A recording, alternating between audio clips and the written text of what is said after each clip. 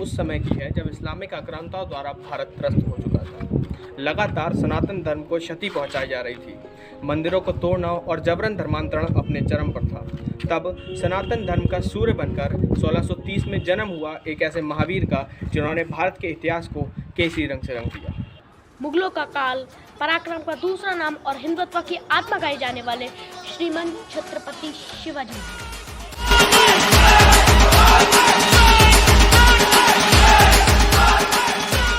महाराज का जन्म 1630 में शिवनेरी के एक किले में हुआ था। पिता शाहजी भोसले आदिल शाही सल्तनत में एक मनसबदार थे और माँ जीजाबाई एक गृहिणी थी। एक छोटी आयु में ही छत्रपति शिवाजी महाराज को उनकी मां ने रामायण से लेकर महाभारत और श्रीमद् भगवद गीता से लेकर सभी हिंदू पुराणों का ज्ञान मिल चुका था। एक छोटी सी आयु में ही छत्रपति शिवाजी महाराज शास्त्र और शस्त्र दोनों से ही परिपूर्ण हो चुके थे। जब आदिल शाही हुकूमत में सभी गुरुकुलों को ध्वस्त कर दिया गया था, उस समय केवल एक ही व्यक्ति था जो गुरुकुल शिक्षा प्रणाली और वैदिक शास्त्र नीतियों को अच्छी तरीके से जानता था।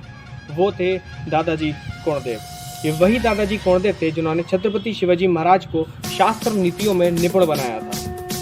सन 1646 में मात्र 16 साल की आयु में इनायत खान को हराकर छत्रपति शिवाजी महाराज ने तोड़ना किले को अपने अधीन कर हिंदवी स्वराज की नींव रखी और तब शुरू हुआ सनातन हिंदू इतिहास का सुनहरा अध्याय।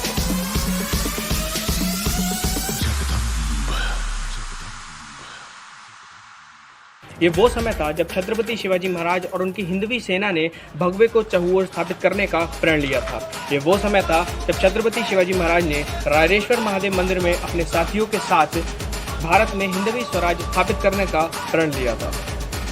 छत्रपति शिवाजी महाराज और उनकी हिंदवी सेना के आगे अच्छी ताकतवर सेनाएं भी घुटने टेक दिया करती थी। लोगों का कहना था कि छत्रपति शिवाजी महाराज की तलवार में स्वयं माँ भवानी का वास है।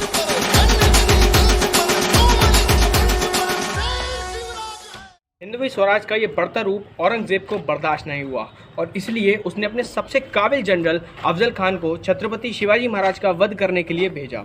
अफजल खान ने छत्रपति शिवाजी महाराज से मिलने की मांग की, पर उसने ये शर्त रखी कि छत्रपति शिवाजी महाराज को अफजल खान से बिना किसी हथियार और बिना किसी सेना के मिलना होगा।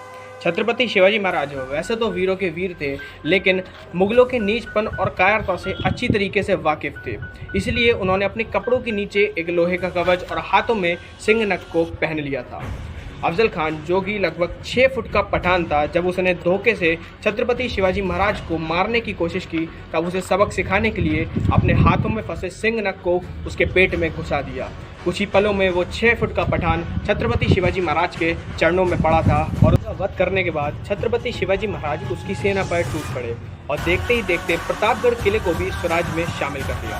छत्रपति शिवाजी महाराज एक ऐसे विजनरी थे जो ये जानते थे कि स्वराज को खतरा न केवल मुगल सल्तनत से है, बल्कि कोस्टलाइन से आने वाले कॉलोनाइजर से भी। इसलिए उन्होंने भारत की नेवल फोर्स को खड़ा किया। इसीलिए छत्रपति शिवाजी महाराज को the father of Indian navy भी कहा जाता है।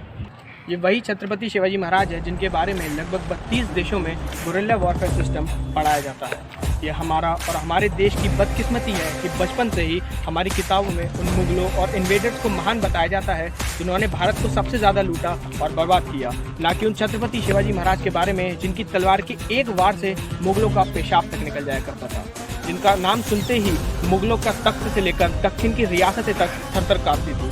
औरंगजेब ने एक बार ये खुद कहा था कि मैंने 27 सालों तक अपनी पूरी ताकत शिवाजी को हराने में लगा दी, पर उनका स्वराज बढ़ता ही जाता था। छत्रपति शिवाजी महाराज के जन्मदिन की आपको हार्दिक शुभकामनाएं।